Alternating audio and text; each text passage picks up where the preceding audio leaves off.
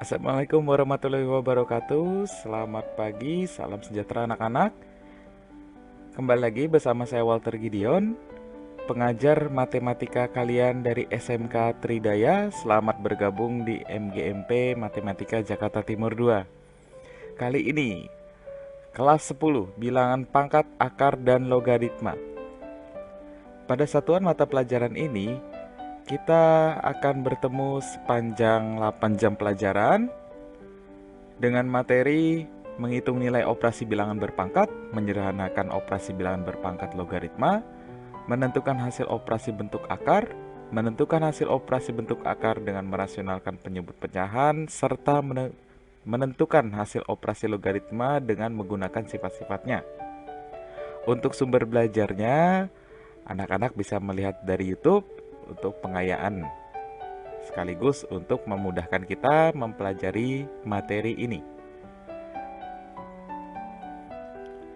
Baik, untuk materi pertama kita akan membahas tentang bilangan berpangkat. Sebelum kita memasuki materi ini, ada baiknya kita berdoa menurut agama dan kepercayaan masing-masing. Berdoa dimulai. Berdoa selesai. Untuk bilangan berpangkat, sebenarnya materi ini sudah kita pelajari sewaktu SMP, ya. Bilangan berpangkat didefinisikan perkalian n faktor, yang masing-masing faktornya adalah a, ya. Jadi bilangan itu sendiri akan dikalikan sebanyak n faktor. Secara definisi kita akan menulis seperti ini. Jika ada a pangkat n, ini berarti a dikalikan dengan bilangan itu sendiri, a, ya, sampai berapa? Sampai n faktor. Sampai n kali, itulah. A-nya kita sebut dengan bilangan basis, atau kadang-kadang kita sebut dengan bilangan pokok. N adalah pengulangannya. Nah, anak-anak di sini yang harus diperhatikan adalah sifat dari pemfaktoran a pangkat 1. Ya, a pangkat 1 itu akan menghasilkan bilangan itu sendiri. Sedangkan a pangkat 0 akan menghasilkan nilai 1. Jadi, kalau misalnya anak-anak mendapatkan bilangan, ya terserah ya, misalnya 100 pangkat 1, maka nilainya adalah 100. Ya, bilangan apa saja jika dipangkatin 1, hasilnya bilangan itu sendiri. Nah, yang kedua, a pangkat 0 sama dengan a pangkat 0, saya ulangi ya, a pangkat 0 sama dengan 1. Jadi bilangan berapa saja kalau pangkat 0 akan menghasilkan 1. Misalnya 123, 4, dan seterusnya. Pangkatnya 0. Artinya menghasilkan nilai 1. Jadi berapapun bilangan pokoknya, kalau dia pangkatin 0 akan menghasilkan nilai 1. Dan berapapun nilainya bilangan pokoknya, kalau dia pangkat 1 akan menghasilkan nilai 100, bilangan itu sendiri. Maaf.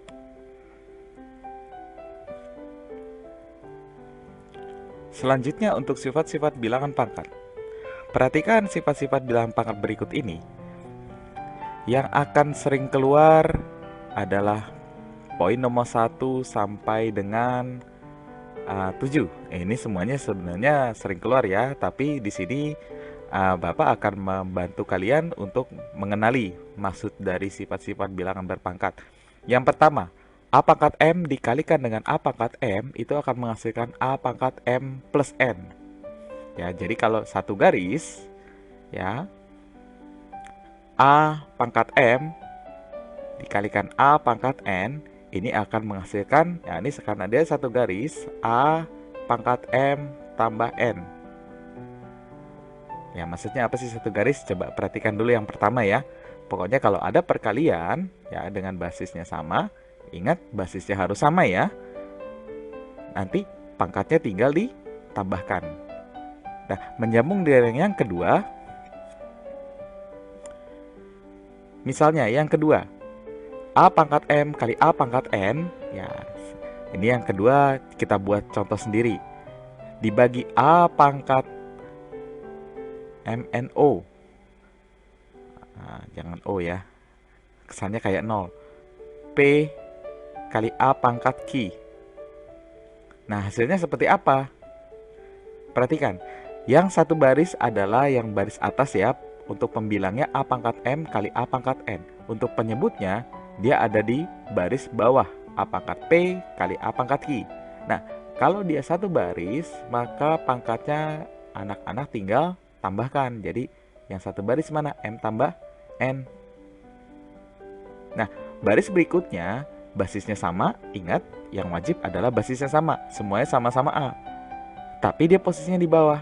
Kalau di bawah naikin ke atas, maka ini akan dikurangi. Dikurangi apa? Ini satu baris. Atau begini. Per A pangkat P tambah Q.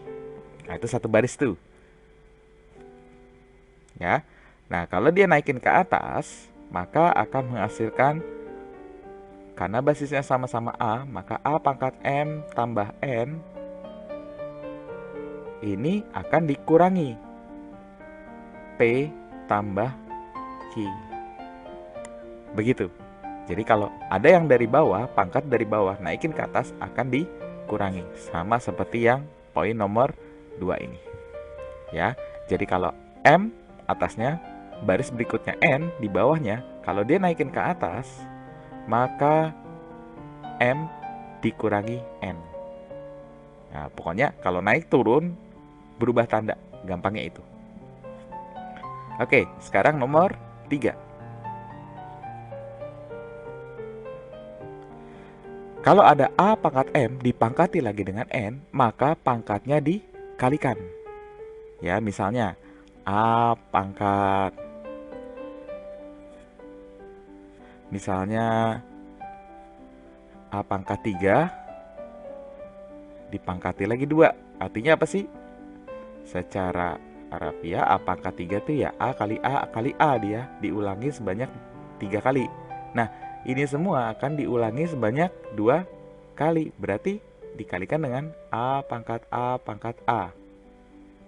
Ya, A pangkat 3-nya ini diulang sebanyak 2 kali. A pangkat 3-nya diulang sebanyak 2 kali. Tinggal dihitung ulang. Ini ada 3, yang ini ada 3. Jadi 3 tambah 3. Maka A pangkat 6. Atau lebih mudahnya, kalau ada pangkat dipangkati lagi, itu sama dengan A pangkat 3 dikali 2. Sama dengan A pangkat 6. Baik, yang nomor 4, A pangkat B, A kali B pangkati N. Jadi A kali B, nah ini misalnya saya ubah N-nya menjadi 2. Maka artinya basisnya A kali B ini diulang sebanyak 2 kali A kali B. Jadi kalau dibuka kurungnya, ya A kali B kali A kali B. A-nya ada berapa? Ya 2. B-nya ada 2. A-nya dikali A, B-nya dikali B. Berarti A kuadrat kali B kuadrat. Maka dengan sifat ini, A kali B pangkat N itu sama dengan A pangkat N kali B pangkat N. Untuk nomor 5 sama ya. Untuk nomor 5, A pangkat A per B dipangkat 2. Artinya A per B ini diulang sebanyak 2. Ya, sebanyak 2 kali. Artinya A-nya ada 2, A kali A per B kali B. A kuadrat per bawahnya B kuadrat. Jadi A per B pangkat N itu sama dengan A pangkat N per B pangkat N. Nah, untuk nomor 6, sebenarnya nomor 6 tadi sudah dijelaskan ya. Semua bilangan ya, semua bilangan mau 3 mau 4, pokoknya semua bilangan termasuk 2,1 pangkat 0. Artinya ya hasilnya 1. 2,1 pangkat 1 hasilnya ya 2,1. Jadi kalau dipangkati 0 maka menghasilkan nilai 1. Kalau dia dipangkati dengan 1, maka menghasilkan nilai itu sendiri. Nah, untuk nomor 7,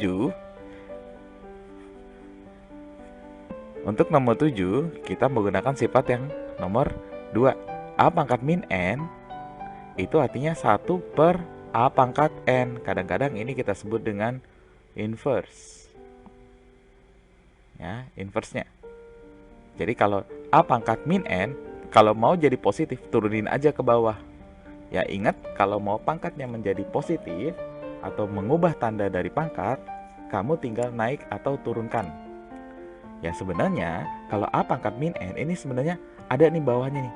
A pangkat min N per 1 sebenarnya itu. Ya, jadi kalau mau jadi positif, ya turunin aja ke bawah. Nanti hasilnya sisa di atas tinggal 1.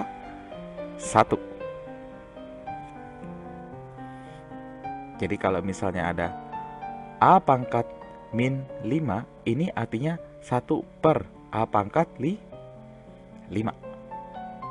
Gitu, atau dibalik. 1 per A pangkat min 5, maka kalau ke atas menjadi A pangkat 5. Coba perhatikan, setiap dia naik turun posisi, ya, jadi pembilang penyebut atau sebaliknya, maka akan mengubah tanda dari pangkatnya. Kalau dia minus 5 di atas, ya ingat kalau nggak ada apa-apa nih per 1 nih. Kalau dia turun ke bawah, pangkatnya menjadi plus 5.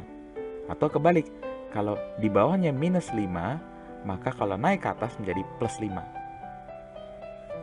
Saya harap anak-anak tidak bingung lagi untuk sifat-sifat bilangan berpangkat. Baik, untuk melatih kalian supaya makin bisa, ayo kita kerjakan latihannya. Di sini sudah ada latihan yang akan kalian kerjakan. Nah, Bapak akan membantu kalian untuk mengisi beberapa. Nah, sisanya menjadi tugas bagi kalian agar kalian bisa memahami lebih cepatnya. Oke, coba perhatikan untuk nomor 1C. 1C. 4 dikali setengah pangkat 3. Artinya 4 dikali 1 pangkat 3 ya per 2 pangkat 3. Ini menggunakan sifat dari pangkat. Artinya 4 dikali 1 pangkat 3 1, 2 pangkat 3 8. 4 dikali 8, 4 dikali 1/8 ini bisa dicoret, hasilnya adalah setengah. Itu untuk nomor 1C. Baik, soal kedua, nomor 2D. Oke, coba Bapak buat coret-coretannya di samping ya. Nomor 2D.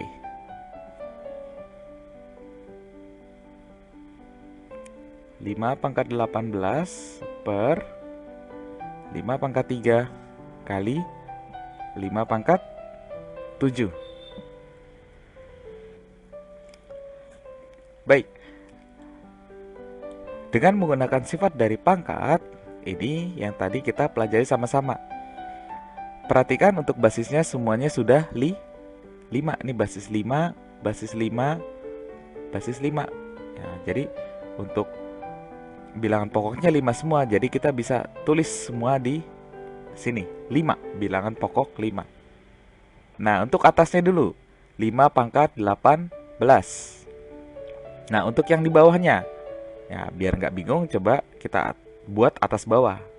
Ini satu baris juga. 5 pangkat 3 dan 5 pangkat 7. Artinya 3 tambah 7. Jadi 5 pangkat 18 per 5 pangkat 10. Nah, kalau udah gini, tinggal dinaikin 10-nya menjadi minus. Ingat, kalau dia naik turun, tandanya berubah aja. Jadi kalau mau katasin, ya tandanya berubah jadi minus. Jadi 5 pangkat 10-nya menjadi minus 10. Sehingga kita bisa hitung pangkatnya aja. 18 kurang 10. 5 pangkat 8.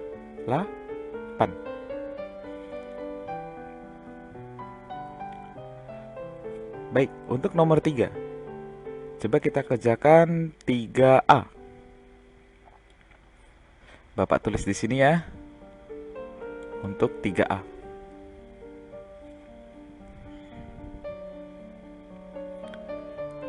3 pangkat 2N ini kuadrat dikali 9 pangkat N, pangkat lagi N min 1, per 3 pangkat N, dipangkat lagi 2N plus 1. Sederhanakan ini.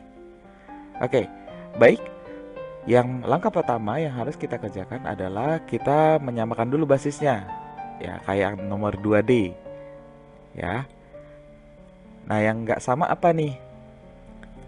Kalau yang pertama, ini udah 3 pangkat 2N pangkat 2. Basisnya udah 3. Bilangan pokoknya 3. Nah, yang kedua, ini 9 bilangan pokoknya. Di mana 9 kita bisa ubah menjadi bilangan pokok 3. Bagaimana caranya? 9 ini kita akan ubah menjadi 3 pangkat. Nah, 3 pangkat berapa sih 9? Tulis bawah ya, untuk coret-coretan kita ya. 3 pangkat 2. Maka 9N pangkat lagi N min 1. Ini kita bisa ubah menjadi 9-nya dulu 3 pangkat 2. Nah, ini pangkat N. Pangkat lagi N min 1. Ingat, kalau pangkat dipangkati lagi, tinggal dikaliin aja. Jadi 3 pangkat, pertama ini dulu nih, 2N. 2 kali N. Terus ini pangkat N min 1. Sehingga menjadi pangkatnya, ingat ya, ini kalau dikaliin perkalian distributif. Karena 1 nih ada minus nih. Ya, minus atau plus, kalau dikaliin harus dua-duanya. Distributifnya, berarti 2N kali N dulu. 2N kuadrat. Terus 2N kali min 1, minus 2N. Sehingga 9N pangkat N min 1 kita bisa substitusikan menjadi 3 pangkat 2N kuadrat min 2N. Oke, kita bisa tulis ya ke atas ya. Oke, yang pertama 3 pangkat 2N pangkat 2. Ini sama ya, standar ya kayak tadi ya. 4N aja ini kaliin. Nah, terus yang ini tadi kita udah substitusikan menjadi ini. Dikali dengan 3 pangkat 2N kuadrat minus 2N per bawahnya kaliin biasa ya. Ini kalinya jangan lupa substitusi juga, soalnya ada plusnya. Berarti 3 pangkat N kali 2N ya 2N kuadrat. N kali plus 1 ya plus N. Oke, atasnya kita kerjain dulu nih, satu garis nih. 3 pangkat 4N berarti 3 pangkat 4N. Jangan lupa kalau sebaris ya tinggal tambahin aja 2N kuadrat min 2N per 3 pangkat 2N kuadrat plus N. Oke, berarti atasnya bisa dikerjakan atau kita naikkan dulu yang bawahnya. Ingat, bawahnya kalau dinaikin, ini kalau dinaikin dia tandanya akan minus, tapi anak-anak harus teliti nih. Yang minus itu semuanya satu ginian nih, satu bundelan begini nih, naik jadi minus semua atau minus dalam kurung. Ya, biar nggak bingung anak-anak bikin dalam kurungnya. Jadi kalau nanti dibuka kurungnya, nanti akan berubah semua tandanya. 2N kuadrat minus 2N, nah ini akan diubah menjadi minus 2N kuadrat. Ya, kalau minus dalam kurungnya dibuka, ya tandanya berubah semua ya. Yang ini jadi minus N. Oke, mana yang bisa dicoret? Ini plus 2N kuadrat sama minus 2N kuadrat, satu variabel, coret. Habis ya, 0. Minus 2N sama minus N jadi minus 3N, ini satu variabel juga. Terus 4N sama 3N satu variabel juga. Hasilnya ya 4N dikurangi 3N ya 1N atau N aja. Baik.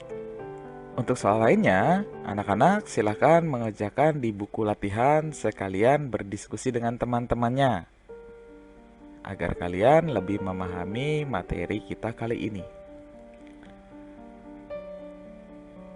Baik, selanjutnya dalam bilangan berpangkat kita sering menjumpai nilai-nilai atau soal-soal yang memerlukan persamaan dalam pangkatnya atau kadang-kadang kita sebut dengan persamaan eksponen.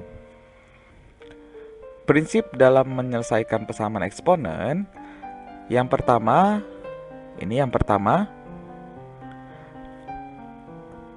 samakan dulu bilangan pokoknya. Ya, basisnya harus sama untuk kedua ruas, sebelah kiri dari sama dengan dan sebelah kanan dari sama dengan. Terus kalau sudah sama, kita tinggal menyelesaikan persamaannya. Persamaan apa? Ya persamaan eksponennya atau persamaan pangkatnya. Baik, Biar nggak lama-lama, kita langsung aja ke contoh soal. Baik, perhatikan contoh soal berikut, tentukan nilai X yang berlaku. Latihan ini akan Bapak pandu beberapa soal, selanjutnya kalian selesaikan agar kalian lebih memahami, lebih bisa ngerjainnya ya. Oke, perhatikan soal nomor 1. 4 pangkat X 4 pangkat 2X itu sama dengan 2 pangkat 12. Pertanyaannya ya tadi ya, persamaan eksponen ya, X-nya berapa? Baik, untuk langkah pertama anak-anak harus samakan dulu basisnya, bilangan pokoknya. Ini sebelah kiri dari sama dengan 4, sebelah kanan dari sama dengan 2, maka harus dijadikan basis 2 untuk 4-nya. 4 itu 2 pangkat 2 pangkat 2, ini pangkat lagi 2X, ini katanya sama dengan 2 pangkat 12. Oke, pangkat dipangkatin lagi, tinggal dikalikan pangkatnya. Jadi 2 pangkat 4X sama dengan 2 pangkat 12. Kalau sudah sama, basisnya udah sama-sama 2, coret. Tinggal kita selesaikan eksponennya. 4X sama dengan 12, maka X sama dengan 3. Begitu. Oke, soal nomor 3.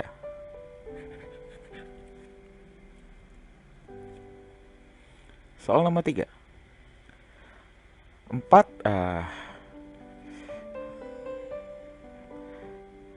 pangkat 3X ini sama dengan akar dari 4096 ya. Akar 4096 ini yang kita tahu adalah 64. 64 itu 4 pangkat berapa sih?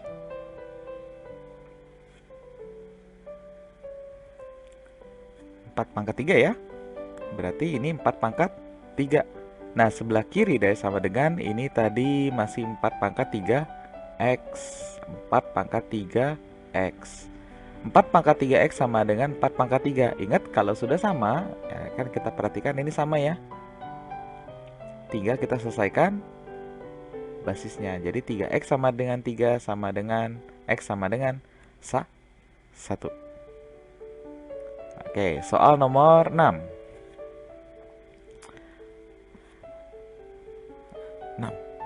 2 pangkat 3X ini sama dengan 0,125.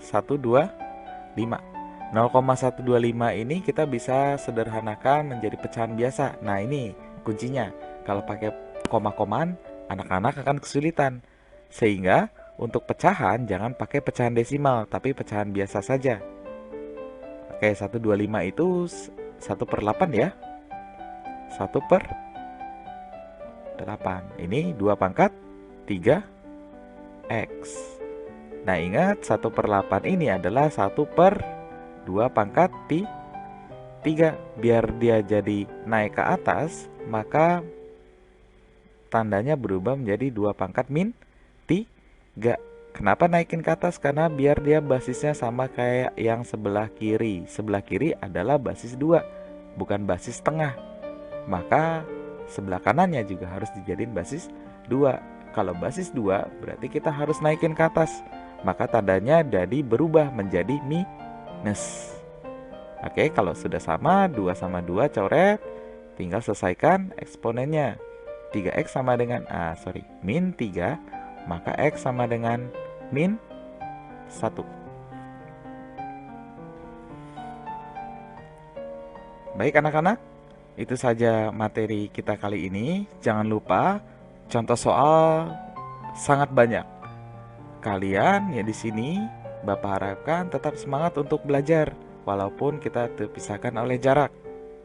Yang penting kalian punya niat untuk belajar, punya niat untuk mencari contoh soal yang lebih variasi.